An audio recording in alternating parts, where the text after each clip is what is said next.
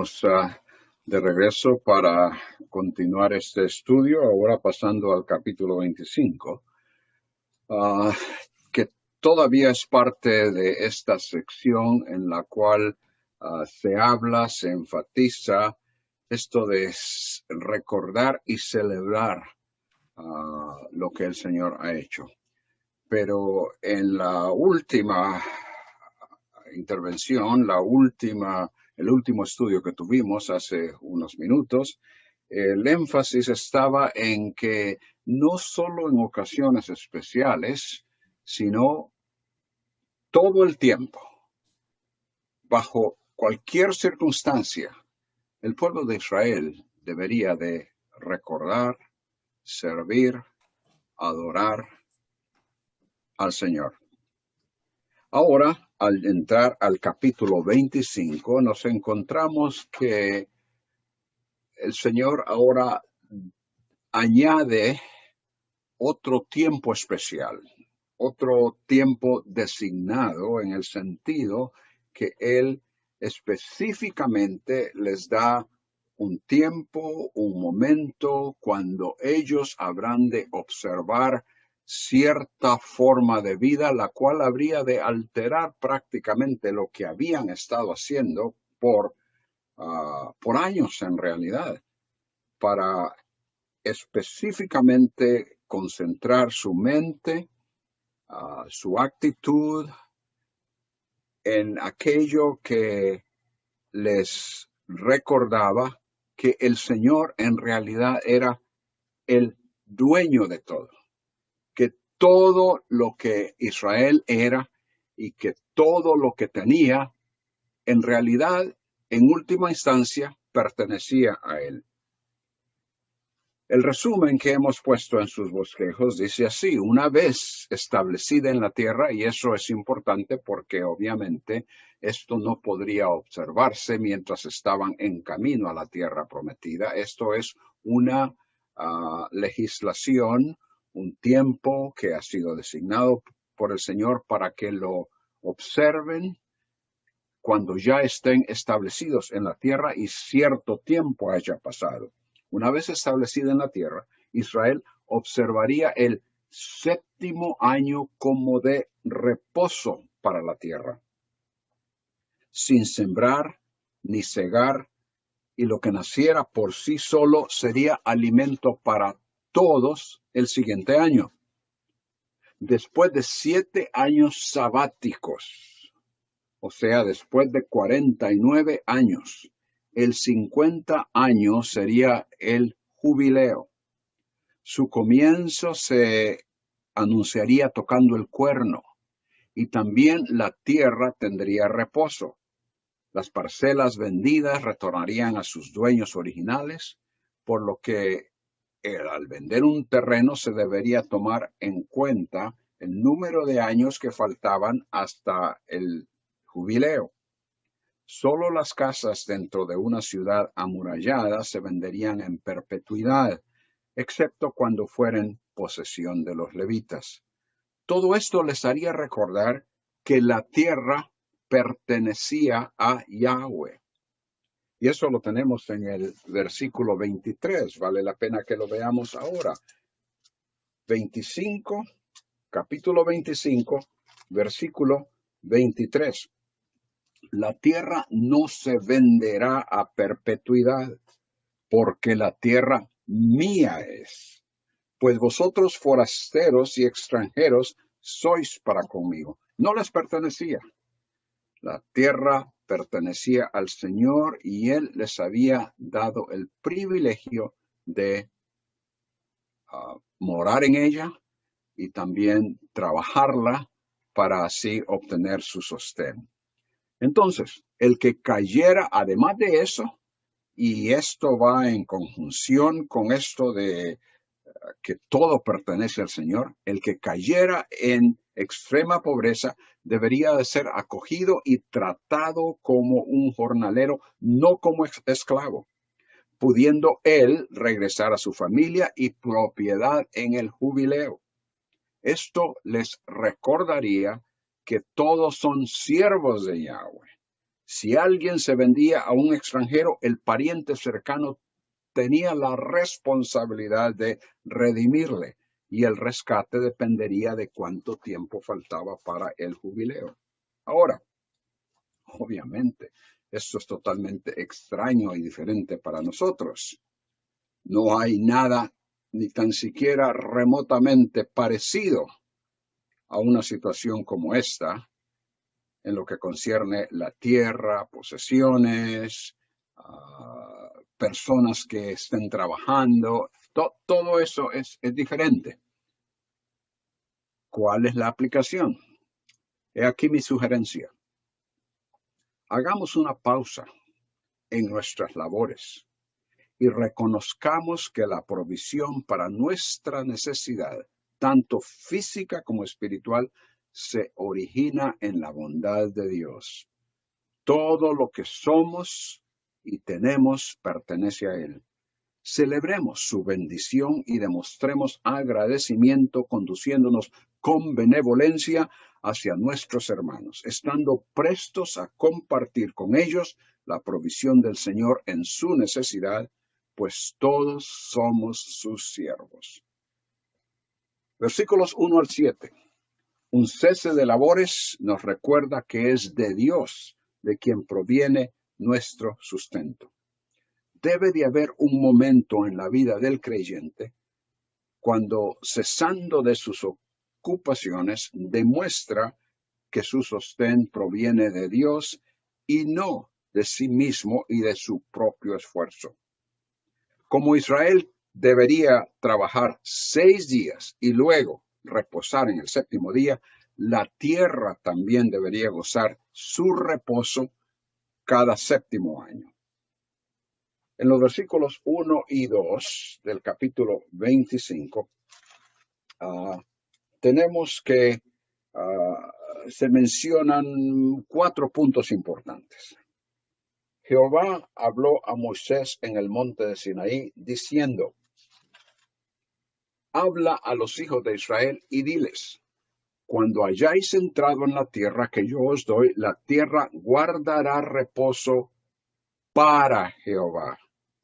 6 años sembrarás tu tierra, y 6 años podarás tu viña, y recogerás tus frutos.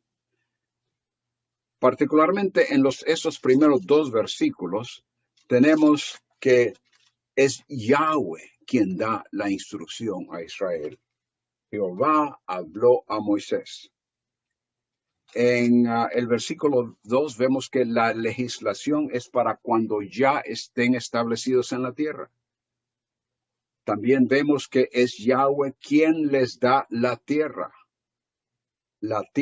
que yo os doy.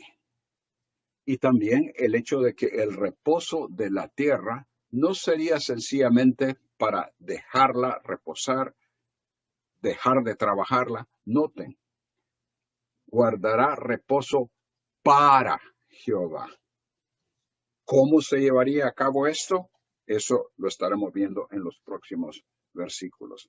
Y la idea de para Jehová significa que era dedicado ese reposo a él.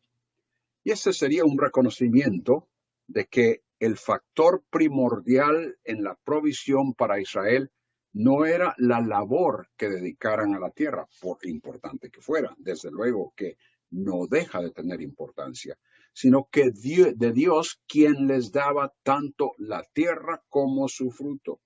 Versículos 3 y 4, aquí el Señor establece que habrá tiempo de plantar, de labrar y de cosechar, pero también tiempo para que la tierra tenga reposo. Como nos dice Eclesiastés, todo tiene su tiempo.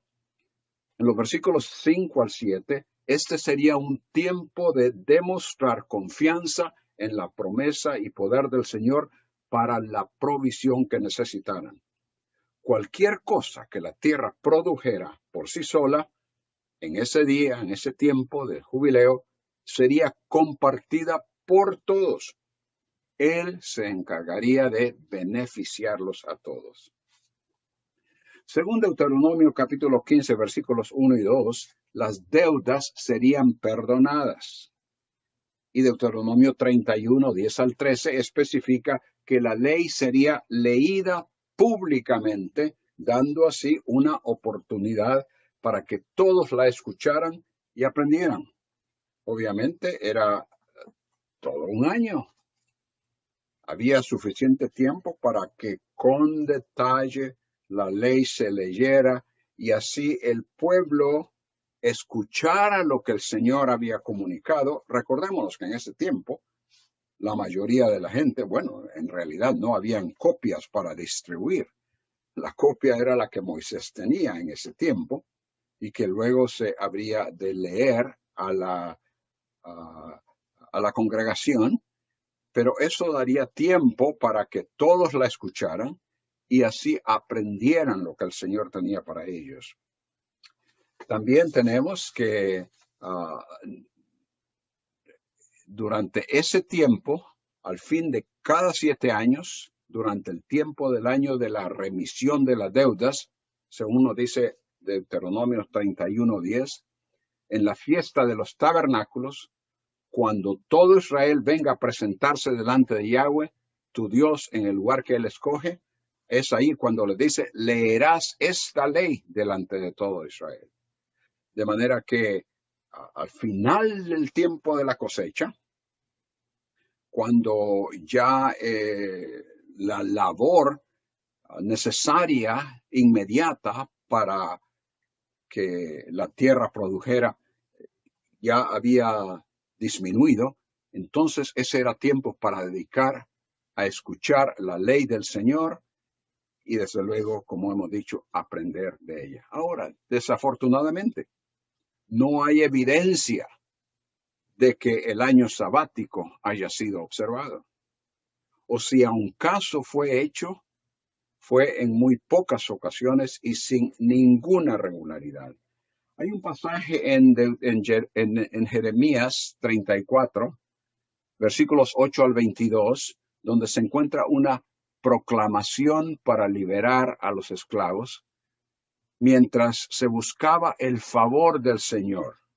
Y cuando ese favor fue otorgado, los amos anularon la decisión de liberación.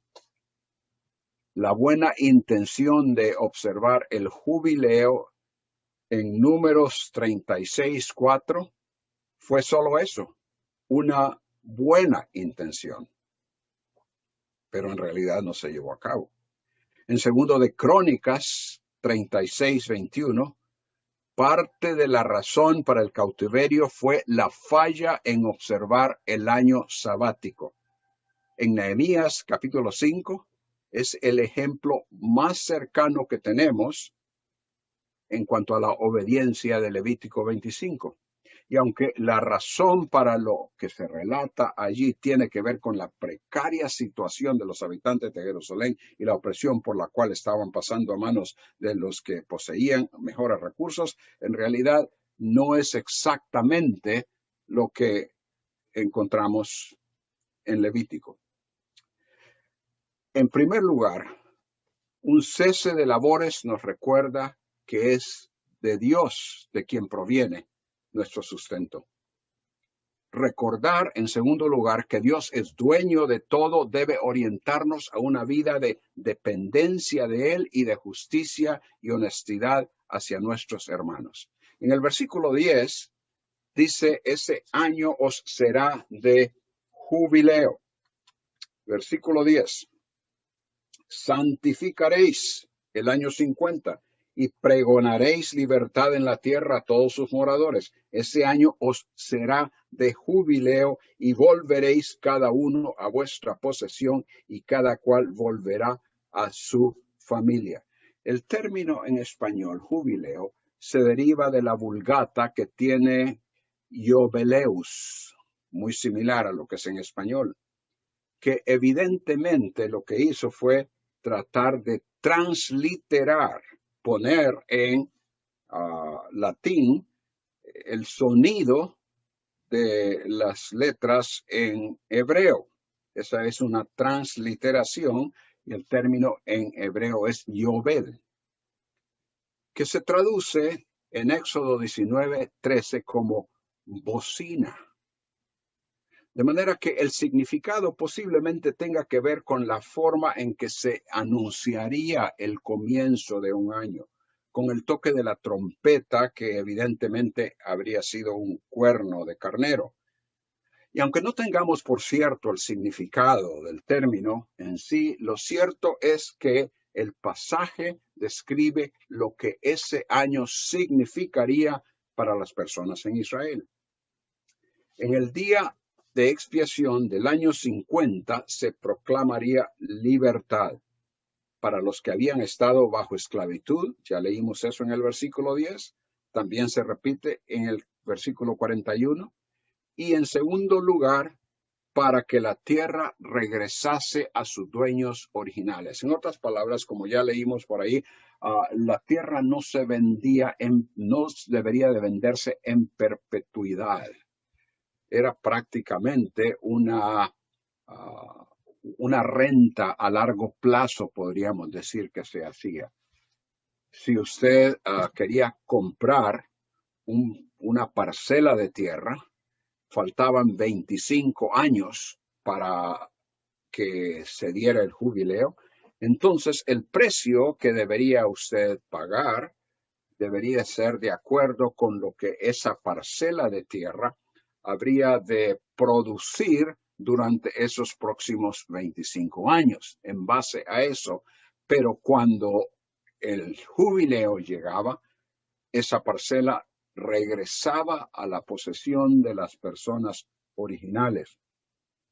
Los versículos 8 al 11 determinan el cuándo del año de jubileo, es decir, el año 50, o sea, después de haber observado 7 años de reposo, lo que significa que habrían 2 años sabáticos uno tras otro, uno detrás de otro. El 49 sería un año sabático, pero el 50, que viene a ser el jubileo, es otro año en el cual la tierra no se labraría. El versículo 10, que ya leímos, indica qué es lo que significa proclamar jubileo. Santificaréis, es decir, separaréis, apartaréis ese año para considerarlo, para tratarlo como algo diferente y por lo tanto pasarlo en forma diferente. Los versículos 11 al 17 explican en qué consiste santificar ese año para que sea diferente. En lo que se refiere a la labor de la tierra, noten ustedes versículos 11 y 12, el año 50 os será jubileo, no sembraréis ni segaréis lo que naciere de suyo en la tierra, ni vendimiaréis sus viñedos, porque es jubileo. Santo será a vosotros, el producto de la tierra comeréis. En lo que se refiere a la labor de la tierra, otro año sabático significaría dependencia del Señor, porque no estarían trabajando como para que produjera y ellos tuvieran que comer.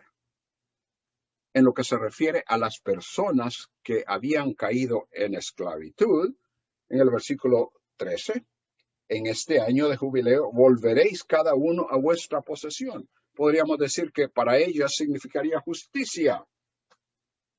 No estaban destinados a ser esclavos el resto de sus vidas. Y en lo que se refiere a la venta de la tierra, ese año es lo que determinaría su precio, como ya hemos explicado, lo cual significaría honestidad. No había manera de que, por lo menos lo que el Señor diseñó y lo que el Señor les está indicando aquí, no había manera para tomar ventaja de la persona subiéndole el precio de una forma exorbitante a la tierra cuando quizás no iba a producir aquello por lo cual se le estaba cobrando. Notar cómo en la tendencia natural en que nosotros conocemos es acaparar tierra y siervos, lo cual prevaleció en toda la historia de Israel, particularmente durante el tiempo de la monarquía. Todos recordamos ese incidente de la viña de Nabot, como Acab y ayudado por su esposa Jezabel, le quitaron la viña a Nabot. De manera que eso se mostraba en la actitud de no solo el rey de Israel en esa ocasión, sino en muchas otras personas. El versículo 17 nos dice que la actitud y trato hacia los demás debe basarse en el temor, reverencia, respeto, sumisión a Yahweh. Noten el versículo 17. Y no engañe ninguno a su prójimo, sino temed a vuestro Dios. Y noten cómo termina. Porque yo soy Jehová vuestro Dios. No cualquier Dios, sino que vuestro Dios, Jehová vuestro Dios. La reacción basada en el pacto concertado con Israel debería ser la fundación. Esa relación basada en el pacto concertado con Israel debería ser la fundación y motivación para todo respeto a la vida y al trato de las personas.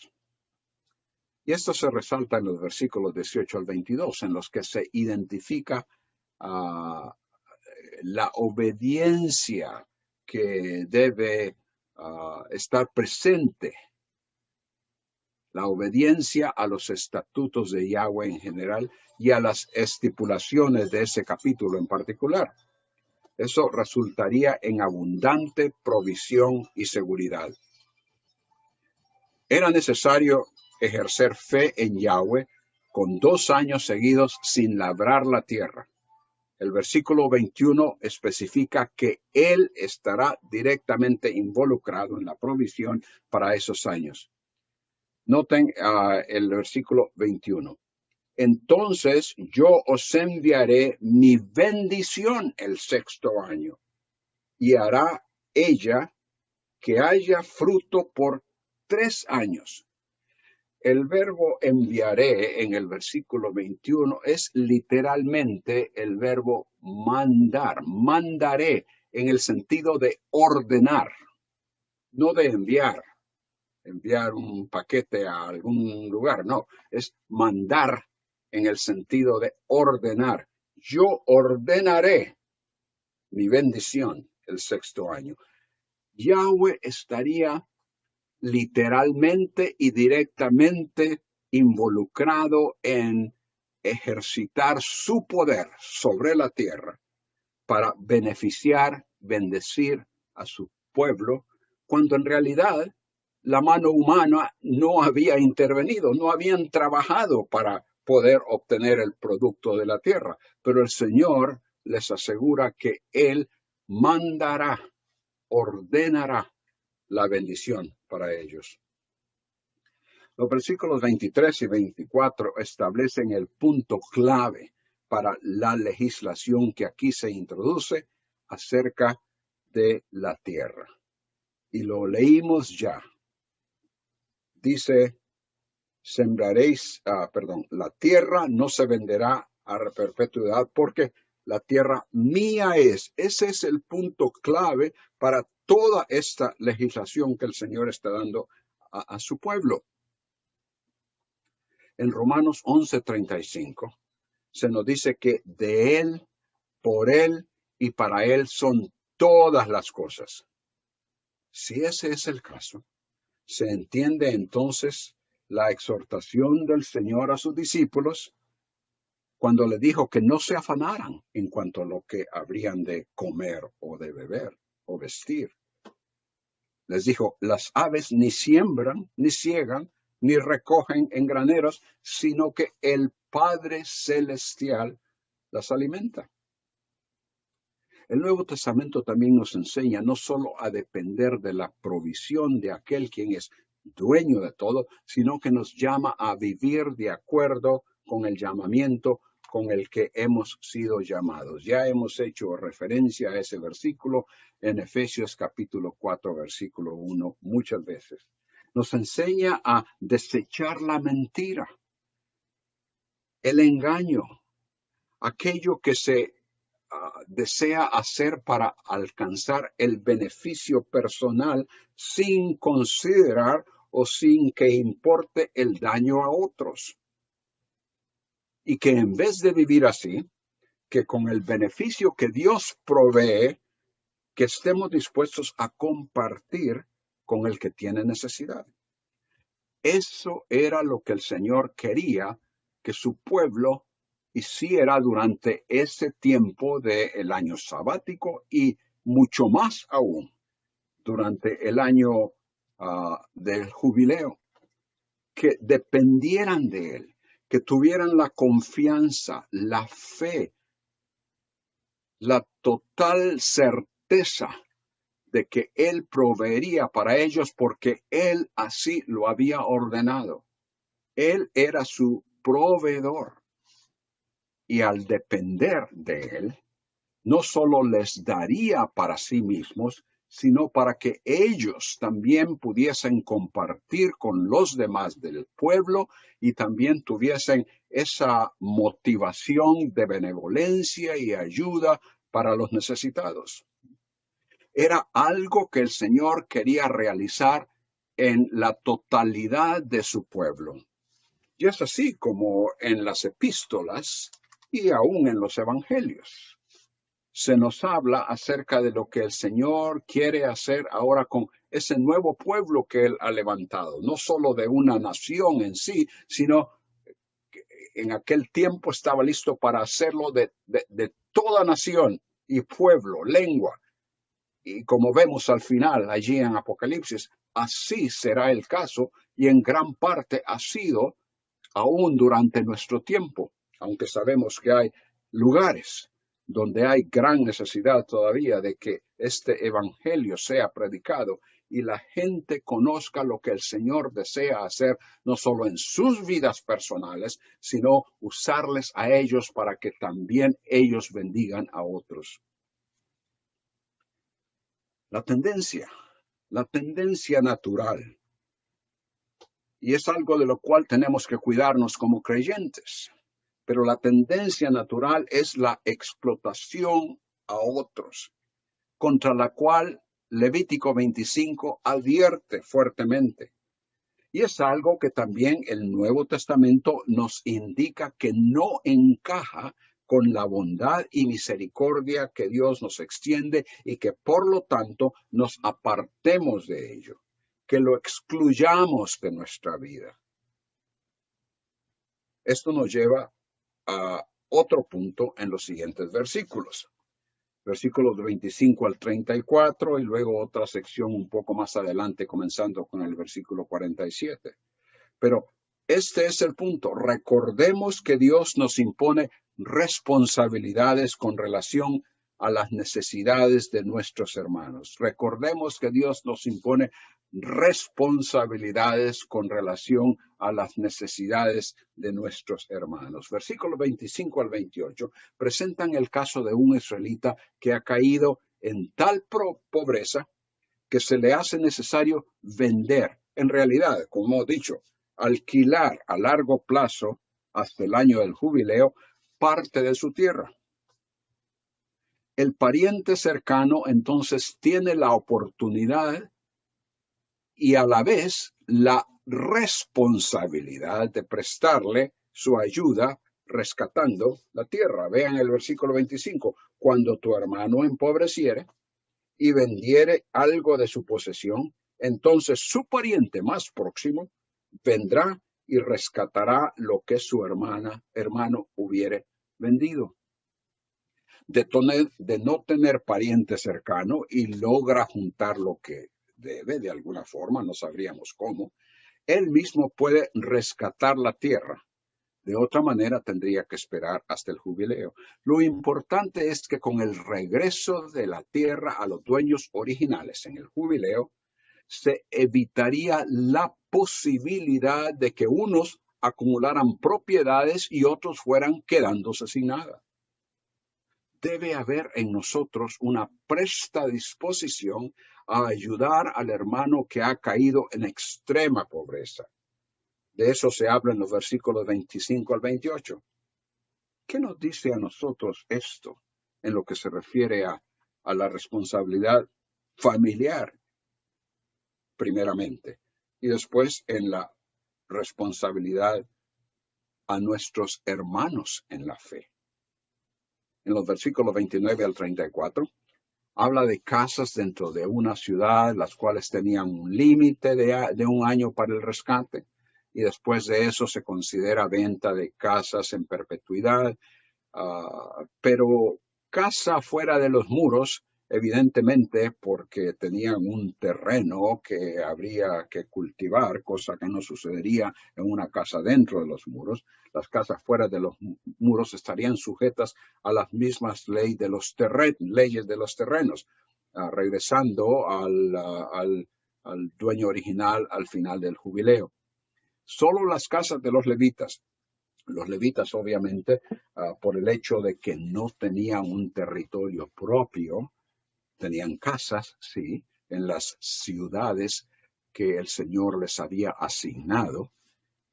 Las casas de los levitas dentro de sus ciudades podrían rescatarse en cualquier momento o bien esperar hasta el año del jubileo. En otras palabras, el Señor está proveyendo facilidades para que cada quien, de acuerdo con lo que Él instruye, pueda actuar en determinada situación según esas circunstancias se suscitan en su vida, pero siempre respondiendo de acuerdo con lo que el Señor ha estipulado.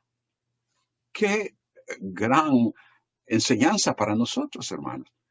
No debe de haber absolutamente ninguna situación en nuestra vida tenga que ver con economía, tenga que ver con relaciones personales, tenga que ver con relaciones laborales o de cualquier otra índole, que tenemos que guiarnos y hacer decisiones y tomar pasos de acuerdo a lo que el Señor nos estipula en su palabra.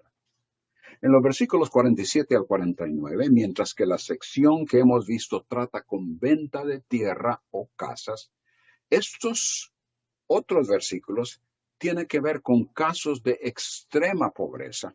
Es interesante cómo el Señor en este pasaje y en este año de jubileo pone bastante atención a estos casos porque se habrían de suscitar. Siempre habrían pobres. Entonces el Señor pone gran atención y estipula ciertas situaciones. Estos versículos tienen que ver con casos de extrema pobreza en los que la persona tiene una deuda con alguien que no es un nativo de Israel, es un extranjero, y lo único que puede hacer es ofrecerse como jornalero para poder pagar esa deuda. Pero Dios le concede el derecho de ser rescatado. No tiene que esperar hasta el jubileo. ¿Y quiénes son los que deben de rescatarle? Sus parientes, versículos 48 y 49. Ellos tienen la obligación de rescatarlo. En los versículos 50 y 52, el precio del rescate, como en el caso de la tierra, se calcularía de acuerdo al número de años para el jubileo.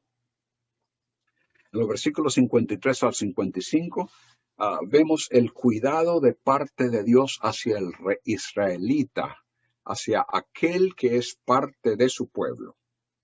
El acreedor a quien le sirva como jornalero deberá tratarlo como tal y no como esclavo. Si no es rescatado antes del jubileo, en ese año saldrá libre.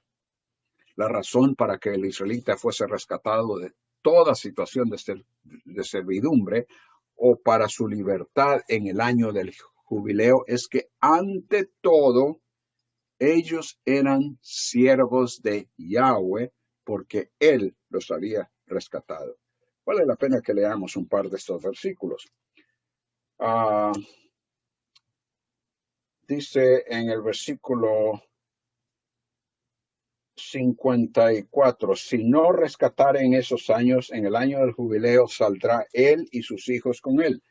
han caído en una situación de pobreza y han tenido que someterse a cierta forma de esclavitud o de servicio a causa de no poder pagar esa deuda. Pero el Señor dice, saldrán libres en el año del jubileo.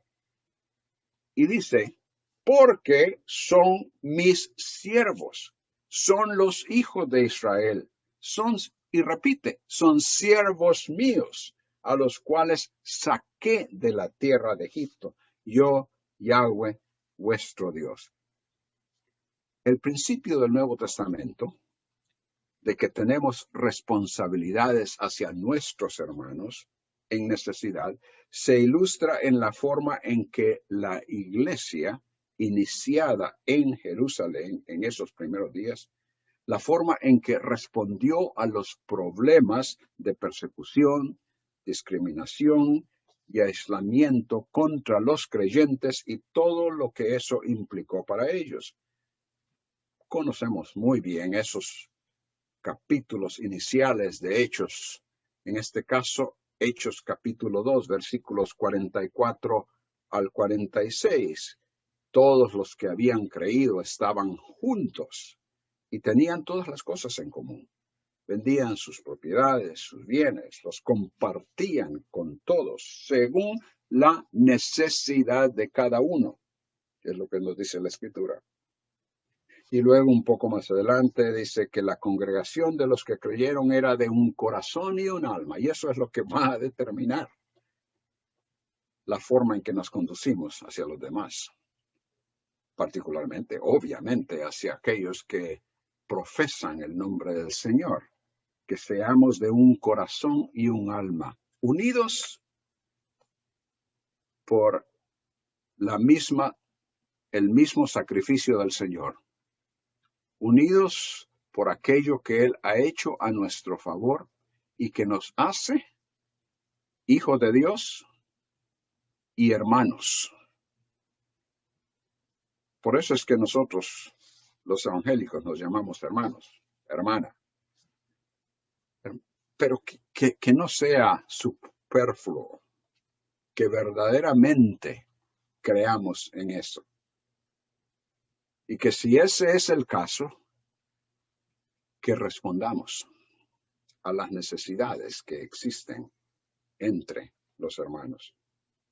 Ninguno decía ser suyo lo que poseía, sino que todas las cosas eran de propiedad común. No había, pues, ningún necesitado entre ellos.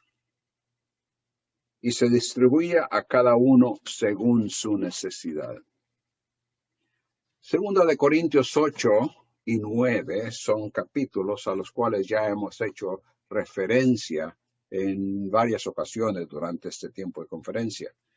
Y son capítulos de donde derivamos los principios mayormente para nuestras ofrendas hoy día, la forma de ofrendar y la responsabilidad de ello.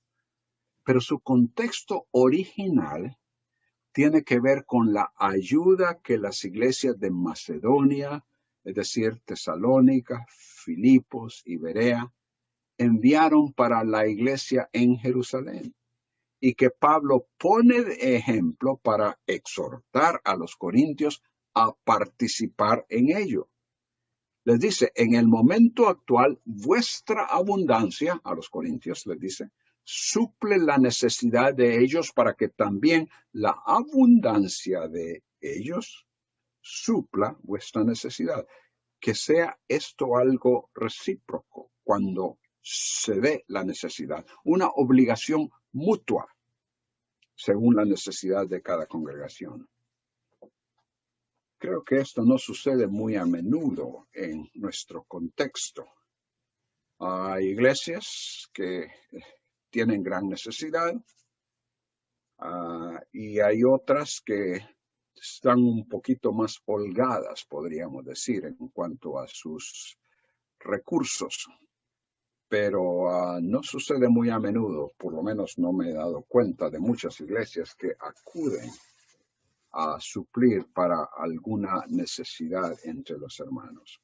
Santiago expone como ejemplo en el caso de alguien con necesidad en la congregación. y pregunta en forma retórica si tan solo las palabras de ánimo, son de verdadera ayuda. Si un hermano o una hermana no tienen ropa y carecen del sustento diario, y uno de vosotros les dice, id en paz, calentaos y saciaos. Señor, hermano, hermana, que el Señor te bendiga, que te vaya bien. Pero no les dais lo necesario para su cuerpo. Pregunta Santiago, ¿de qué sirve? ¿Servirá de algo? Obviamente, de muy poco, si es que en algo sirve. Recordemos que como Dios impuso la responsabilidad de ayudar a alguien en necesidad dentro de la comunidad de Israel, el mismo principio es aplicable a nosotros. Pablo le dijo a los ancianos en Éfeso, os he enseñado que trabajando así se debe ayudar a los necesitados y recordar las palabras del Señor Jesús que dijo, más bienaventurado es dar que recibir. Palabras que muchas veces las repetimos, particularmente en conexión con las ofrendas, pero que debemos de experimentarlas, quizás en una forma personal. Sí, bien, experimentemos esa bendición, esa bienaventuranza, ofrendando en las congregaciones, en las iglesias, pero también se necesita que lo experimentemos en las necesidades de hermanos que tienen esa urgencia, esa necesidad. En cuarto lugar, vemos, hermanos, que ser siervos de Dios debe recordarnos y motivarnos a tratar con benevolencia a aquellos que nos prestan su servicio. Los versículos 35 al 46. La diferencia entre esos versículos 35 al 46 y lo expuesto en los 47 al 55, acerca de los cuales hemos hecho algunos comentarios, pero que no hemos tenido tiempo de leer. Yo espero, hermanos, espero con todo mi corazón que ustedes ya hayan leído estos versículos antes de venir para escuchar la exposición. Y si no lo han hecho, hermanos, les animo a que lo hagan y que tal vez recuerden algunas de las cosas que hemos comentado. Pero bien, la diferencia entre estos versículos y lo expuesto en los 47 al 55 es que en esa última parte, el israelita empobrecido es deudor a un extranjero, es en los 47 al 55. Pero ahora, en estos versículos del 35 al 46, el necesitado ha acudido a su propio compatriota en busca de ayuda. Versículos 35 al 37 instruyen al acreedor cuando un hermano deudor cae en tal pobreza y no le es posible pagarle. Deberá entonces, según esos versículos, tratarse con benevolencia, que debe tenerse hacia el forastero, la misma que debe extenderse hacia el huérfano y la viuda. Un trato benevolente, de verdadera ayuda. Noten en el versículo 35, como dice, cuando tu hermano empobreciere y se acogiere a ti, tú lo ampararás como forastero y extranjero vivirá contigo. Tú lo ampararás. Literalmente, esta expresión es, tú lo fortalecerás. Eso es lo que se debe hacer. Versículos 36 y 37 nos explican lo que no se debe hacer. No hacerle sujeto a préstamos con interés. Bueno, sí, te ayuda, con interés exorbitante es la idea, porque sabemos que en el antiguo Medio Oriente el interés se usaba. Pero estamos hablando aquí de interés exorbitante. Y por eso el versículo 36 dice, no tomarás de él usura ni ganancia, si no tendrás temor de tu Dios.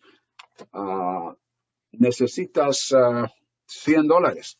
Claro, con gusto, pero me vas a pagar 150 o 200. Obviamente ese no era el caso. Es lo que no debería de suceder. No se debería de tratar con intentar tomar ventaja de esa necesidad para obtener ganancia. En los versículos 39 al 43 explica la benevolencia en términos de que no debe tratársele como un esclavo, sino como un jornalero, como uno quien ha llegado de otra región fuera de Israel y quien se ha empleado para trabajar, no necesariamente para ser un esclavo. El año del jubileo definitivamente marcaría el final de su compromiso de servirse, de estar en servidumbre, y estaría en libertad de regresar a su casa. El punto de todos estos versículos, hermanos, es que el israelita no debería esclavizar a ninguno de sus compatriotas. Y esto resalta en el versículo 42. Dice el versículo 42, porque son mis siervos. Una vez más, son siervos del Señor, los cuales saqué yo de la tierra de Egipto. No serán vendidos a manera de esclavos. Y la motivación para obedecer toda esa legislación sería el temor a Yahweh. Ya hemos visto algo de eso en el versículo 17. No engañe ninguno a su prójimo, sino temed a vuestro Dios. Versículo 36. No tomarás de él usura ni ganancia, sino tendrás temor de tu Dios. Versículo 43. No te enseñorearás de él con dureza, sino tendrás temor de tu Dios. Y la devoción a él, es decir, al Señor, por el favor que les había expresado al sacarlos de Egipto, al sacarlos de la esclavitud en la cual ellos habían estado, lo cual les hacía a todos siervos del Señor. Sería inapropiado que un siervo de Yahweh volviese a ser esclavo de otro. En los versículos 44 al 46, estos versículos nos instruyen a Israel a adquirir esclavos de otras naciones. No es que se les dice que lo hagan, pero si van a tener esclavos, entonces que sean de otras naciones y no de sus propios hermanos. Y sabemos que esto de la esclavitud, en el sentido de que alguien poseía a otra persona, era generalizado en todo el antiguo Medio Oriente, y a Israel se le permite tener tales personas, pero no como esclavos de su propia nación, es decir, sus propios hermanos. La celebración del año sabático y el jubileo sería un reconocimiento de que la provisión para Israel procedía de Yahweh, que a él le pertenece la tierra y todos los que la trabajan. Además de dar reposo a la tierra, la mejor manera de reconocer esta verdad era conducirse hacia los demás con la misma benevolencia que habían recibido de Yahweh. Las responsabilidades impuestas sobre ellos estaban basadas en la relación del pacto que tenían con Dios. Era esa relación con Él lo que regularía las acciones hacia los demás. No habría de haber acumulación de tierra, porque la tierra pertenecía a Dios. No opresión de los demás, porque también ellos pertenecían a Él. Ambas celebraciones, tanto el sabático como el de jubileo, proveían la oportunidad para un nuevo comienzo, lo cual debería llevar la persona a adorar a Yahweh con agradecimiento por su provisión y su bondad. Hay dos formas que podemos aplicar este pasaje. En primer lugar, Una es con relación a nuestros hermanos que tienen necesidad. Ya hemos hablado algo de eso. Y a quienes debemos extender ayuda. La otra, aunque el contexto de esclavitud no encaja en nuestra sociedad, con lo que sí trata nuestra sociedad es con empleados o personas que nos prestan algún servicio. Y el punto de contacto con el pasaje es benevolencia, consideración, buena voluntad, en vez de explotación o de aprovecharnos de ellos al punto que salen perjudicados mientras nosotros nos beneficiamos. El Señor Jesús es nuestro mayor ejemplo para extender favor a otros y que nuestra sustancia supla y bendiga a los que tienen mayor necesidad. Segunda de Corintios 8, otra vez, ese mismo capítulo. Porque conocéis la gracia de nuestro Señor Jesucristo, que siendo rico, sin embargo, por amor a nosotros, se hizo pobre para que nosotros, por medio de su pobreza, llegarais a ser ricos. Y la aplicación inmediata de Pablo a los corintios es que vuestra abundancia supla la necesidad de ellos. Otra cosa es que Dios nos provee para que a la vez proveamos nosotros a otros y que todo resulte en acción de gracias a Él. Es el mismo concepto de animar a los corintios a participar en la ayuda a la iglesia en Jerusalén. Dios puede hacer que toda gracia abunde para vosotros, dice Pablo, a fin de que teniendo siempre todo lo suficiente en todas las cosas, abundéis para toda buena obra. Y luego pasa a decir, seréis enriquecidos en todo para toda liberalidad. Y en su primera carta a Timoteo, en el contexto de su declaración de que el amor al dinero es la raíz de todos los males, Pablo procede a decir que los que de Dios han recibido mayores recursos deben compartirlos con los necesitados. A los ricos de ese mundo enséñales que no sean altaneros, ni pongan su esperanza en la incertidumbre y las riquezas, sino en Dios, el cual nos da abundantemente todas las cosas para que las disfrutemos. Enséñales que hagan bien, que sean ricos en buenas obras, generosos, prontos a compartir. La conclusión de estos capítulos 23 al 25 es que Israel debería siempre recordar toda la obra de Yahweh a su favor con agradecimiento y adoración, no solo en los días especiales de celebración, sino que todo el tiempo, conscientes de la presencia de Dios entre ellos y ellos delante de Él.